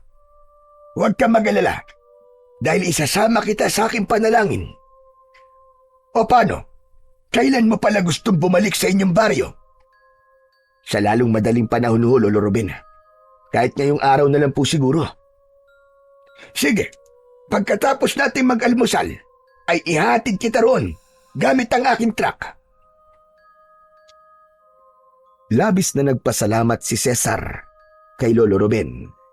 Binilisan niya na ang pagkain. Hindi maalis ang pag-aalala sa kanya para sa kanyang baryo.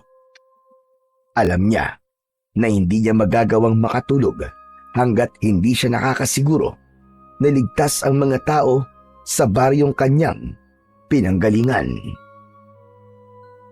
Matapos nga mag-almusal ay naghanda na si Cesar sa pagbabalik niya sa kanilang baryo. Konting damit lamang ang kanyang dinala at hindi niya kinalimutan ang kanyang karit. Gaya ng sinabi ni Lolo Ruben, ay ginamit nito ang truck nito upang ihatid si Cesar sa baryo nila. Ngunit hindi nagpahatid si Cesar sa mismong baryo nila. Naisip niya na mas makabubuti kung wala munang makakaalam ng pagbabalik niya roon at nais niyang lihim na alamin kung ano na ang lagay ng kanilang baryo. Inihinto ni Lolo Ruben ang truck sa unahan ng makipot na daan, papasok sa baryo ni na Cesar. Ano, Cesar? Sigurado ka bang dito na lang kita ihatid? Baka gusto mong ihatid na kita hanggang doon sa inyo. Hindi na ho, Lolo Ruben. Sigurado na ho, dito na lang ako. Panigurado kasi, na kung doon niyo ako ihatid sa mismong baryo namin, ay may mga taong makakakita kagad sa akin. Hindi ko po kasi alam kung ano magiging reaksyon nila kapag nakita nila ako. Baka mamaya niyan hindi pa nila ako tanggap at palayasin ulit nila ako. Sa bagay, may punto nga mga sinabi mong yan. Kung ganon, ay mag-iingat ka, Cesar. Umaasa ako na babalik ka sa bahay. Dala ang isang magandang balita. Wala akong ibang hangad kung hindi ang iyong tagumpay at kaligtasan. Pagpalain ka nawa ng ating Panginoon. Maraming salamat po, Lolo Ruben. Kung hindi man po ako makabalik, alam niyo na po ang nangyari sa akin. Hindi yan mangyayari, Cesar. Maging positibo ka lang at huwag mong kakalimutan na kasama mo ang ating Panginoon sa lahat ng laban na iyong kaharapin. Siya ang iyong sandigan at pinakamalakas na sandata sa lahat. Salamat po ulit. Siya ho, mauuna na ho ako. Mag-iingat po kayo sa pagmamaneho. Pagkatapos magpaalam, ay bumaba na ng truck si Cesar. Tumayo siya sa gilid ng kalsada at hinintay niyang makalis si Lolo Ruben bago siya naglakad papunta sa kanilang baryo. Hindi dumaan si Cesar sa makipot na daan. Bagkus ay tinahak niya ang makapal na talahiban na nagdala sa kanya sa gubat na nasa gilid ng baryo. Dahil maaga pa, ay kumain muna siya ng tinapay na ipinabaon sa kanya ng matandang lalaki na si Lolo Ruben. Nagpalipas siya ng oras hanggang sa tuluyan ng dumilim. Pagsapit ng gabi, ay tahimik na lumabas si Cesar sa gubat. Kapansin-pansin na kahit hindi pa malalim ang gabi, ay wala na kagad makikitang tao sa labas. Lahat ng bahay ay nakasarado at napakatahimik ng paligid. Wala ka talagang maririnig na ingay. Ang tanging dala niya ng sandaling yun ay ang kanyang matalas na karit. Hindi maaari ito. Mukhang mas tumindi ang takot ng mga tao sa mga aswang. Dati naman, kapag ganitong oras, ay may mga tao pa sa labas ng bahay. Tahimik na naglakad si Cesar. Tinalasan niya ang kanyang pakiramdam. Sinigurado niyang alerto siya upang sakaling may aswang na aatake sa kanya, ay handa siya. Sa paglalakad ni Cesar, ay napadaan siya sa bahay niya. Labis siyang nagimbal nang makita niyang sunog na ang kanyang bahay. Tila matagal na yung sinunog dahil halos abo at uling na ang natira roon. Anak ng tutsa, oo. Bakit nila ginawa to sa bahay ko? Inisip ba nila na hindi na ako babalik? Kaya nila to sinunog? Pambihira naman ang mga tao dito. Baka naman dito nila ibinuhos ang galit nila sa akin dahil sa mga hindi magagandang nagawa ko nun sa kanila. Pinigilan ni Cesar ang maiyak ng sandaling yun. Hindi siya makapaniwala na wala na ang bahay kung saan naroon ang masasayang alaala nila ng kanyang mahal na asawa na si Elena. Ngunit sa kabila ng masakit na pangyayaring yon, ay nanatiling buo ang loob ni Cesar. Natapusin na ang takot ng mga tao sa aswang sa kanilang baryo. Mabigat ang mga hakbang na naglalakad siya palayo sa kanyang bahay. Naisipan ni Cesar na magtungo muna sa bahay ni Ernesto. Si Ernesto ang unang pumasok sa isip niya nang nag-isip siya sa kung sino ang pwede niyang mapagtanungan kung ano na ang lagay ng kanilang baryo. Alam niya na kahit hindi naging maganda ang huli nilang pag-uusap, ay tutulungan pa rin siya nito Lalo na kung malalaman nito na naroon na siya para muling labanan ang mga aswang na namemerwisyo sa kanila. Ngunit nang malapit na si Cesar sa bahay ng dating kaibigan na si Ernesto, ay napahinto siya dahil nakita niya si Ernesto na nagmamadaling lumabas ng bahay nito. Teka lang, saan kaya siya pupunta? Hindi ba siya natatakot na lumabas ng ganitong oras? Nagkaroon ng kagustuhan si Cesar na malaman kung saan pupunta ang dating niyang kaibigan. Tahimik niyang sinundan si Ernesto. Siniguro niya na hindi siya nito mararamdaman. Hanggang sa pumasok si Ernesto sa bahay ng kanilang kapitan na si Kapitan Andoy. Lumapit si Cesar sa bahay ng kanilang kapitan. Pumuesto siya sa bahagyang nakabukas na bintana upang malinaw niyang marinig kung ano ang pag-uusapan ng dalawa. May importanteng bagay ka raw na sasabihin sa akin, Andoy. Meron. May isang mangangaso ang nakakita raw kay Cesar sa gubat kaninang hapon. Ano ka mo? Ibig sabihin, ay bumalik pa rito ang hayop na yon? Hindi maaari. Kailangan niyong hanapin si Cesar. At gusto ko ay maiharap niyo sa akin sa lalong madaling panahon. Nagkakaintindihan ba tayo? Oo, Ernesto. Uutusan ko kagad ang mga tanod para hanapin si Cesar. Huwag ka mag-alala. Labis na nagtaka si Cesar sa kanyang narinig kung bakit tila takot na takot si Kapitan Andoy kay Ernesto, kaya patuloy siyang nakinig sa pag-uusap ng dalawa. Ano kayang dahilan kung bakit nandito muli si Cesar? Sa tingin mo ba, ay alam na niyang palabas ko lang ang lahat na nais ng mga tao rito na lumaya siya? Sinabi mo ba sa kanya katotohanan? Ha, Kapitan? Hindi ko gagawin yun. Paano ko yung gagawin? Kahit anino niya, ay hindi ko pa nakikita simula nang makita siya ng mga mangangaso sa gubat. Pero sa bagay, maganda nga nagbalik siya rito. Gusto kong malaman niya mismo sa akin kung paano ko siyang tinraidor. Sasabihin ko sa kanya na gawa-gawa ko lang na nagbutuhan kayo para palayasin siya. Dahil ang totoo, nagsinungaling ako sa kanya para mawala na siya rito sa baryong ito. Para wala nang makikipaglaban sa mga aswang at magawa ko na ang matagal ko nang gustong gawin. Ang sakupin ng baryong ito at tuluyan na itong pamahayan ng mga aswang na kagaya ko. At pagkatapos nun, kapag alam na niya ang lahat, ay saka ko siya papatayin. Ako mismo ang papatay sa kanya.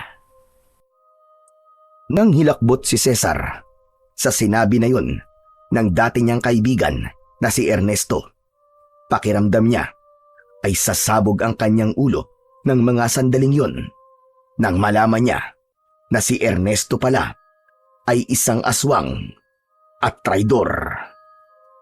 Para kay Cesar ay sapat na ang kanyang mga narinig. Umalis na siya roon at isang plano kagad ang nabuo niya sa kanyang utak habang papunta siya sa bahay ni Ernesto. Pinasok ni Cesar ang bahay ni Ernesto. Kinuha niya ang isang upuan at ipinwesto niya yon sa harap ng pinto. Umupo siya roon habang hawak ang kanyang matalas na karit. Makalipas ang ilang minuto na paghihintay, ay nakarinig siya ng naglalakad sa labas. Alam niya na parating na si Ernesto. Bumukas ang pinto at labis na nagulat si Ernesto nang makita nito si Cesar sa loob mismo ng bahay nito. Cesar? Cesar, ikaw ba talaga yan? Aba, kailan ka pa nakabalik? Alam mo bang araw-araw kong ipinagdarasal na sana ay bumalik ka na rito? Sobra akong nag-aalala sa'yo, kaibigan. nung umalis ka rito. Kasi alam kong wala kang pupuntahan. Awang-awa talaga ako sa'yo noon. Kumusta ka, Cesar? Pwede ba? Tigil-tigilan mo ng pagpapanggap mo. Dahil nasusuka ako sa pagkatao mong hinayupak ka. O mas tama palang sabihin na pagkaswang mo. Teka. Ano ba't sinasabi mo? Hindi kita maintindihan, Cesar. Diablong buwang ka. Narinig ko ang lahat ng pinag-usapan niyo ni Kapitan Andoy kanina. Alam ko na isa kang aswang, Ernesto. Hindi lang ako nilinlang mo, kundi ang lahat ng tao sa baryong ito. Napaka-demonyo mong hayop ka.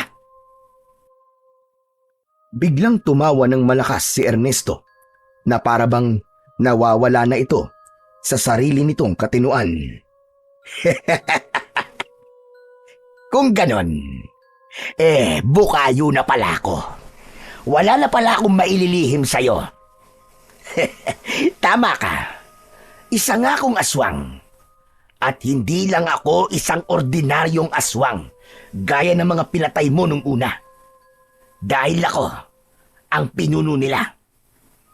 At kaya ako narito ay upang angkinin ang baryong ito. Ang totoo, napatay mo na ang lahat ng mga alagad ko, Cesar. Napakahusay mo talagang manunugis. Kaya ako na lang ang natitira sa aming lipi. Pero may plano ko. Gagawin kong mga aswang ang lahat ng tao rito sa inyo. Kaya nang mapaalis na kita, ay agad kong ipinaalam sa mga tao kung sino talaga ako.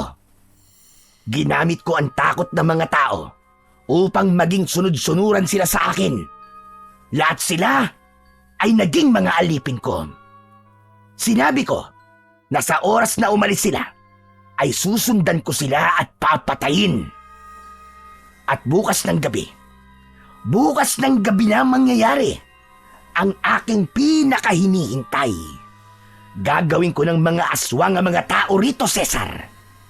Ikaw, gusto mo bang maging isa sa aking mga alagad? Wala akong balak na maging alagad mong hayop ka. Ngayong alam ko na ang lahat. Oras na para sa kamatayan mo. Sandali lang. Masyado ka namang hati. Sigurado ka bang alam mo na ang lahat? May kailangan ka pang malaman. Alam mo bang ako ang aswang na pumatay sa pinakamamahal mong asawa, Cesar? Sinadya kong lasingin ka ng gabing yon para magawa ko ang plano ko. At nagtagumpay naman ako. Patay ang asawa mo kasama ang sanggol sa tiyan niya. Nilukob ng labis na puot si Cesar sa kanyang mga nalaman. Napatayo siya habang nanlilisik ang mga mata. Humigpit ang pagkakahawak niya sa karit. Pakiramdam niya ay sasabog na ang kanyang dibdib dahil sa labis na galit sa kanyang kaharap. Hayop ka. Napaka-demonyo mo. Paano mo ako nagagawang damayan noon? Gayong ikaw naman pala ang pumatay kay Elena at sa anak ko. Dahil mahusay akong magpanggap eh. Hay, kawawang Cesar. Bigla ko tuloy naalala kung gaano kasarap ang laman ng iyong anak. Walang hiya ka. Buhay ang kinuha mo sa akin. Kaya buhay mo rin ang hihingin kong kapalit. Malakas na sumigaw si Cesar. Sumugod siya kay Ernesto pero mabilis itong nakaiwas at nakalayo sa kanya. Sa isang kisap mata ay ipinakita ni Ernesto ang totoo nitong anyo. Isa na itong mabangis na aswang. Tumalon ng aswang na si Ernesto papunta kay Cesar. Nakaumang ang matutulis nitong mga kuko na animo ay mga patalim. Isinangga ni Cesar ang kanyang mga braso. Impit siyang napasigaw nang bumaon ang mga kuko ni Ernesto sa kanyang laman. Mabilis na lumayo si Ernesto. Mahina ka, Cesar. Paano mo ko matatalo kung sugatan ka na sa simula pa lamang? Huwag mo kong minamaliit, Diablong buwang ka. Alam mo kung anong kaya kong gawin. At kung mapapatay mo man ako ngayong gabi, sisiguraduhin kong isasama kita sa aking hukay. Muling sumugod si Cesar kay Ernesto. Mas binilisan niya ang kanyang paggalaw, ngunit kahit na anong gawin niya, ay madali lang na naiiwasan ni Ernesto ang lahat ng kanyang pag-atake. Hanggang sa sinunggaban siya ng aswang, kinalmot nito ang kanyang dibdib. Napaatras si Cesar. Walang kahirap-hirap siyang binuhat ni Ernesto at ibinalibag ng malakas sa lupa. Sinubukan tumayo kagad ni Cesar, pero labis ang pananakit ng buo niyang katawan. Naisip niya na baka sa gabing yun na matatapos ang kanyang buhay. Pero bigla niyang naalala ang muka ng kanyang asawa. Dahil doon ay tila sinapian siya ng kung anong tapang at lakas, kaya nagawa niyang makatayo. Aba, malakas ka ha? Hindi ka pa rin ba susuko? Wala kang laban sa akin, Cesar. Huwag mo kong itulad sa aking mga alagad na mahihinang nilalang. Sa tingin mo ba? Matapos kong malaman na ikaw ang pumatay sa aking mag-ina, ay pipiliin ko sumuko. Ang laban na to ay para sa kanilang dalawa. Papatayin kita upang maibigay ko sa kanila ang hustisyang nararapat para sa kanila. Muling umatake si Ernesto, pero nang sandaling yun ay matindi na ang determinasyon ni Cesar na patayin ang kanyang kalaban. Iniwasan niya si Ernesto. Yumuko siya at itinarak niya ang karit sa sikmura ng aswang. Hinila niya pataas ang karit at naglandas ang talim nun hanggang sa leeg ni Ernesto. Paghugot ni Cesar ng karit ay patihayang bumagsak ang aswang habang nakalabas ang mga lamang loob nito. Nilapitan ni Cesar ang wala ng buhay na katawan ni Ernesto. Unti-unting bumalik sa pagiging tao ang anyo nito.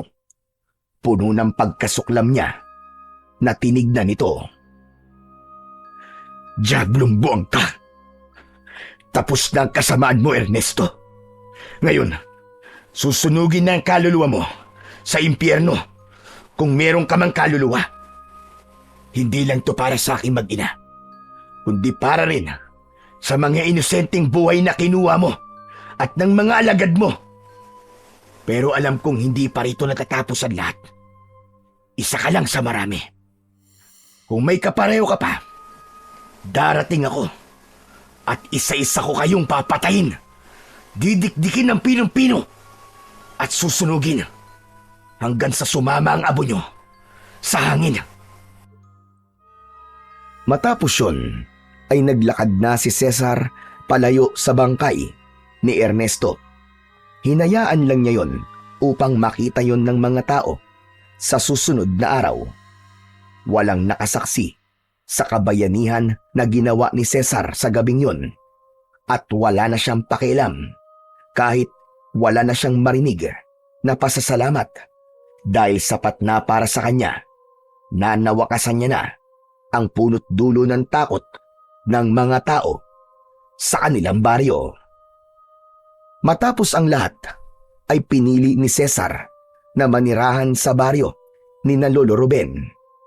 Doon ay natagpuan niya ang katahimikan na matagal na niyang hinahanap.